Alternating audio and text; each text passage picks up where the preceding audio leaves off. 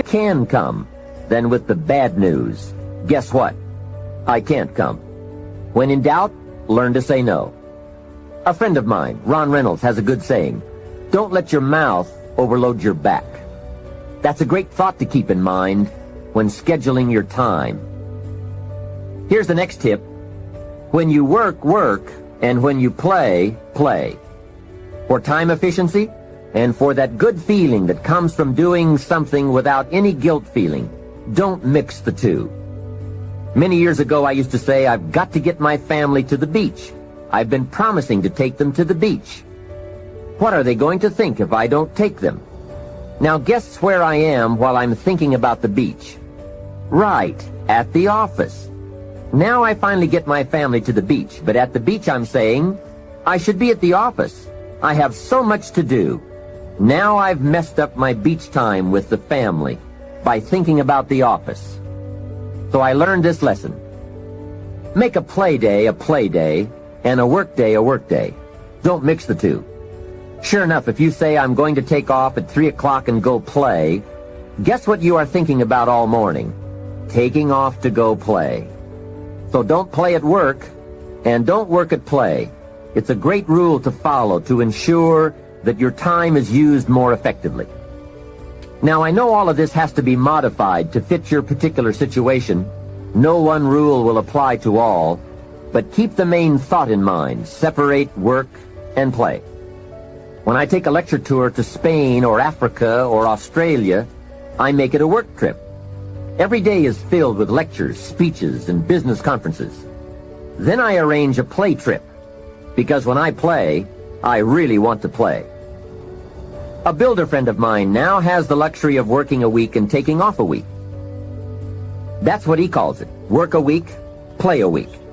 However, with weekends on either side of his play week, it's really 9 days. So he works 5 and takes off 9. That is luxury, right? However, the 5 days he works, he really works. Secretaries, accountants, architects, superintendents, long days, around the clock, into the night. 5 heavy, full days. Then he's off to play. So when he works, he really works, so that he can save all the playtime for a longer stretch. Now, perhaps we can't all do that, but we can learn to practice the skill of separating work and play. The next time management essential is to analyze how you are. Then, if the challenge calls for it, you must either change how you are or change your procedure. That is productivity waiting to make time pay. Self-analyzing. The first thing to analyze is your periods of greatest productivity throughout the day. If you are a morning person who wakes up early, ready to start the day, that is the best time to do your creative work. You can get more done when you're at your best. Some people are night people, fuzzy in the morning, late to get started, but alert and awake long into the evening. If that's the way you are, then this is the best time to pack in the activity and creativity. The key is to find your best time and use it to its fullest. Next, analyze your habits. If, for example, you're not good at keeping records, get someone to do it for you. If you have promised yourself that you're going to keep your records or balance your checkbook, and this has been going on for a few years, it looks like you aren't that kind of person. Nor are you likely to become that kind of person. You may say, no, I'm really going to do it this time. Hey, I would suggest that a few years is long enough.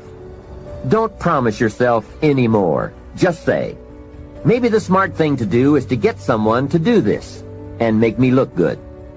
You would be surprised at how often you can remain a lot like you are in many areas if you will just make the arrangements to have it covered. Some years ago, my office came to the conclusion that I was a poor courier. Someone would ask me to take a check to San Francisco, since I was going there anyway, to give it to them this time. I'd say, of course, you can count on me this time. I'm not flaky. So I put the document in my briefcase and head off for New York. Guess what? Right, it would still be in my briefcase when I got back to the office the following week. So there is a saying now in my office: don't give the chairman anything. He's good at some things, but he's a poor courier. Make other arrangements. And that is my point. There is nothing wrong with admitting that you just aren't going to do certain things, as long as you are clever enough to make arrangements to have them done. It's much better than continually promising that you will when the chances are good that you won't. Next time management essential, the telephone. What an incredible instrument for business, social, and emergency situations. The job it can do for you is unbelievable. However, there are some tips for using the telephone so that it won't use you. Here's the first one. Before you make a call, make an agenda. An agenda is simply a list of the items you want to talk about, especially if it's a business call. It is one of the better habits to develop. Did you ever make a call and toward the end of the conversation say, "Let's see, there was something else I was going to talk to you about. I just can't think of it right now, but if I think of it later, I'll call you back"? A great time waster. And for a business call, not very sophisticated on your part. Making an agenda before you make a call serves to keep your conversation on course, so that you cover the essentials without missing any of them. Also, it helps to keep the conversation on track and control the tendency to wander into non-essential chit-chat. It is also a money saver.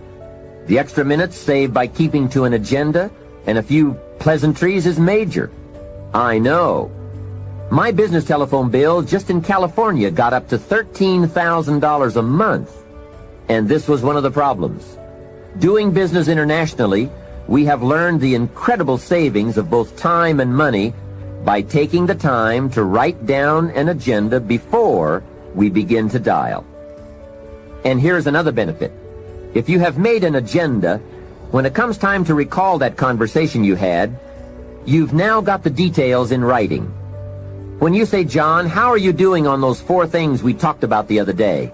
And John says, "What 4 things? We didn't talk about that." You now have a written record to show that you did. Remember, people can talk you out of what's in your head, but it's hard to talk you out of what's in your book. Next, if you can afford the luxury, have your calls screened. Then when you pick up the messages, you can decide who to call and when to call, and have the time to formulate the important information before you make the call. Now, this is a luxury, I will admit. It may be that you just have to answer the phone when the call comes in, but at least file this idea away for the future, when you might be able to use it. And one more, the telephone at home. Here you have to exercise great care to not let the telephone intrude. During social time with family or friends, my suggestion is that you shut the phone off. They have all those neat devices now, so you can. Put on the recorder to take messages or just pull the plug.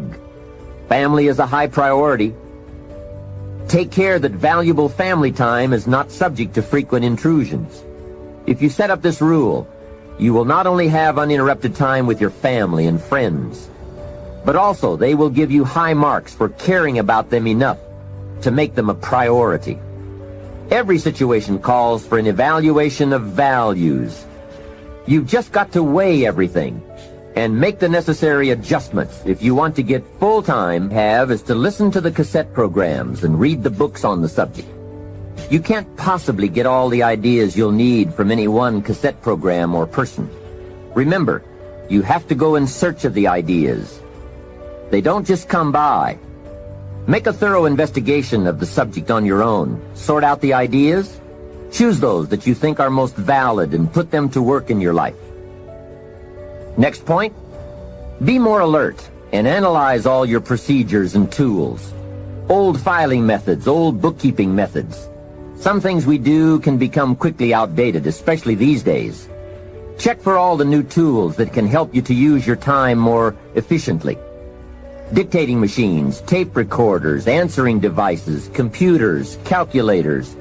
There is just about every tool imaginable in today's marketplace.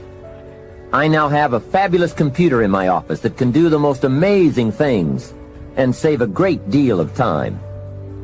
I also have a portable computer typewriter that I can take on an airplane or in my motorhome. Then I merely transfer what I have typed onto special cassettes or send the information via telephone back to the main terminal. When I get home, all of my letters and scripts are typed and waiting for my signature or my attention. So take a look, do some research, do some shopping, find out. No telling how much you can improve your efficiency or multiply your skills by eliminating the barriers and the hindrances so that you are now free to do all the creative things that make for fortune and lifestyle. Now here's an important time saver. Learn to ask questions. This habit will serve in so many ways. Have you ever talked to someone for an hour and then asked some questions and found out that you just wasted the last hour? Make a note. Almost everything is symptomatic of what's really wrong. Surface details don't usually give us enough information to effectively communicate. So, ask questions before. If John isn't making sales, we say, okay, let's get on him about making sales. But perhaps we should ask, why isn't he making sales? Someone says, he isn't making enough calls. We say, okay, let's get on him about making calls. Well, maybe we should ask another question first. Why isn't he making calls? Well, it's because he isn't getting up early and getting out into the marketplace. We say, okay, let's get on him about getting up early and getting out into the marketplace. Well, perhaps we should ask just one more question. Why isn't he getting up early and getting out into the marketplace? Now we have probably gotten to the heart of the problem. Perhaps it's something personal, problems at home, not his sales skills. The real problems are usually about 3 or 4 questions deep. So if you get good at asking questions, you can save yourself a lot of time by getting right at the heart of the matter when dealing with other people. Otherwise, you tend to waste valuable time just finding out what the problem really is. Now here's the last part of time management. Learn to think on paper. From all of my experience working on many projects and in many countries, one of the major time savers is thinking on paper. It is so important to take things out of your head and put them on paper, then work from the paper. Building your business is a lot like building a house. You take the ideas out of your head, put them on paper, and then build from the plan. We have a saying on this idea: operate from document, not from thought. It's just about over when a person wakes up in the morning and says, let's see, what shall I do today? Too late, right? The best thing you can do now is to take today off and at least plan tomorrow. Let me give you 4 major ways to think on paper. The first is a journal.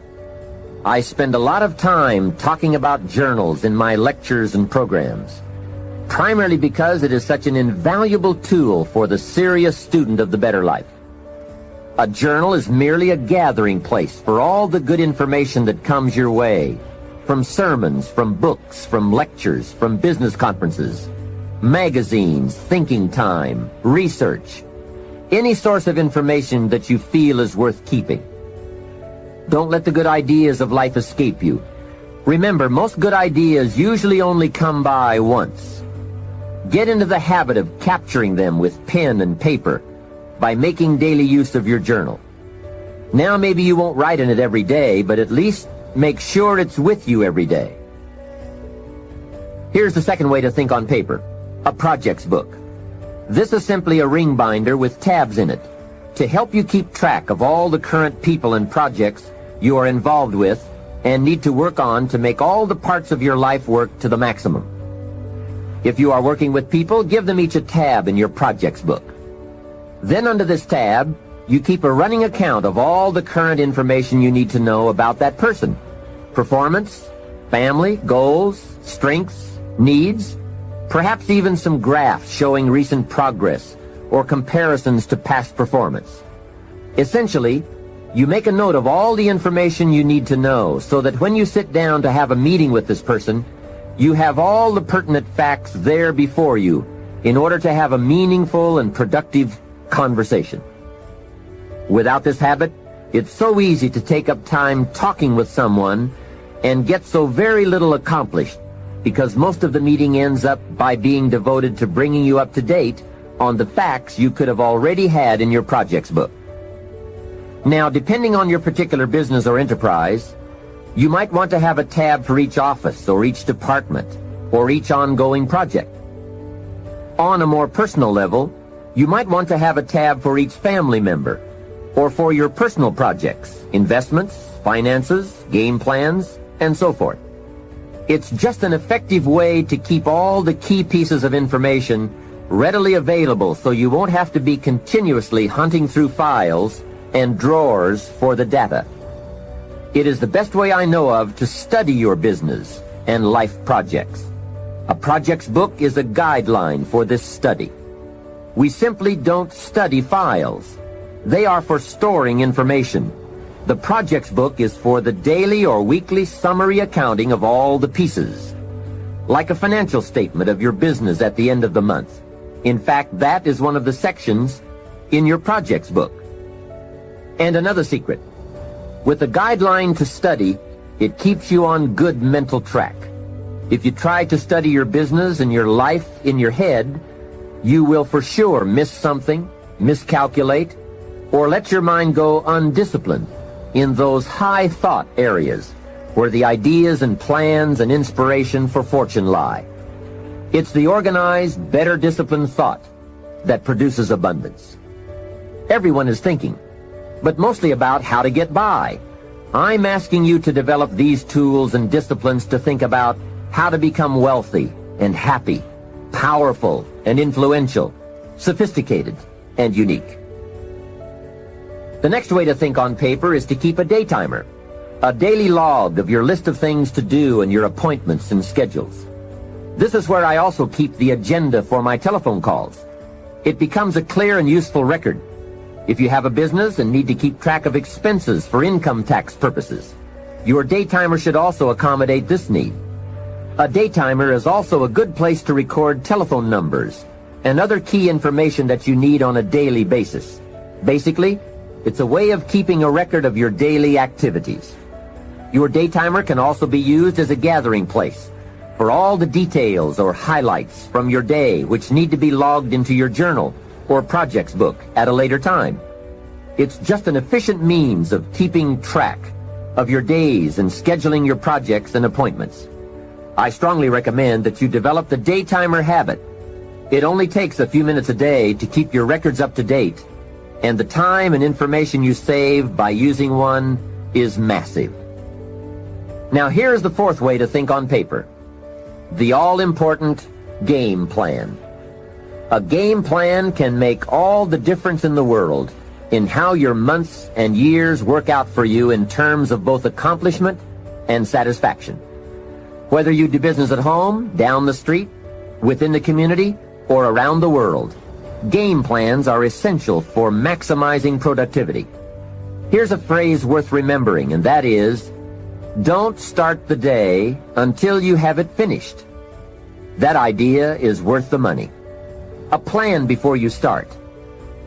A day is a major piece of the whole strategy of your wealth plan, your success plan. I know it is laborious, but it's labor and effort that pays in cash and accomplishment. And remember, value is on the other side of effort, not hope. Now, if you want to make a lot more progress and income, here's the key. Don't start the week until you have it finished. Of course, it is more challenging to finish a week than to finish a day, but the pay and the results are so exciting, you won't mind the challenge. And if you want to make a lot of money and big success, don't start the month until you have it finished. That one is a stretch, but high in reward. Now, if you want to start walking among the heavyweights, here's the key. Don't start the year until you have it finished. I don't want to kid you. This one is difficult. It's reserved for those few who do and become the superstars in accomplishment, enterprise, wealth, influence, and lifestyle. It's a high road of sophisticated disciplines, but I'm positive you will like the view and the taste and the company. A game plan is merely a spreadsheet for your activities. It can be a game plan for a day, a week, a month, a year, several months, or several years. And a game plan can be for a single project or for a variety of concurrent projects. Here's how it works. On a sheet of graph paper, you make vertical columns for the weeks or months that this plan is to cover. Then, on the left side of the paper, you make a heading called Activities. Under this heading, you list all of the activities to be performed within that time frame. Let's say that part of your business requires providing ongoing training programs for your employees. Under the column marked Activities, you merely list the various training programs you wish to conduct for the next 12 months. Then under the vertical columns for each month, you block off particular periods of time for these training classes. Game plans can be used to help you plan almost any aspect of your business or enterprise. They can also be used to help you organize all areas of your life, from investment plans to reading plans. Game plans are particularly useful when it comes to scheduling family time, vacations, special weekends and trips, and so forth. Everyone who is important to you wants to see where he or she is on your game plan, especially if your business often requires you to spend a lot of time away from home. And remember, there's nothing like a visual plan. It's so much more effective to be able to show members of your family where they are on your game plan, as opposed to merely telling them in conversation. Now, a game plan can be as detailed as you wish, and please be forewarned now that you are probably going to tear up several before you get what you want. This is something you have to work with. Every game plan must be tailored to fit a particular need. The chart you use for your personal plans may not necessarily be suitable as a chart for your business plans. Here is another key benefit of using game plans. If you have your plan in your projects book or up on a wall somewhere, it serves as a constant reminder to get busy on all the activities you have scheduled. Or, if there are a lot of blank holes beside the activities you have listed, your plan reminds you to get busy scheduling them. Now you might well ask, doesn't a calendar do the same thing? Not really.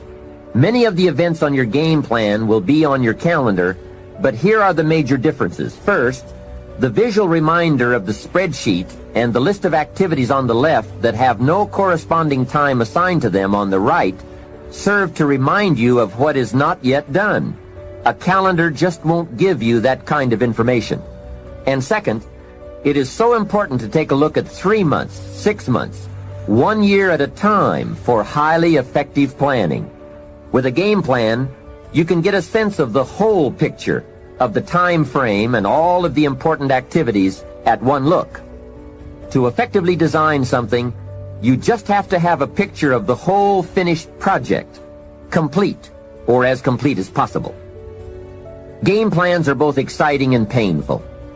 Painful because of all the things you must get on with and plan, make up your mind about, or give serious thought to. And painful because they illustrate how far behind you are sometimes. But they are also very exciting, both because they help you to foresee how your life, your business, and your family are going to unfold over the coming months, and because they can help you get the job done. It's like looking at the artist's rendering of the finished project.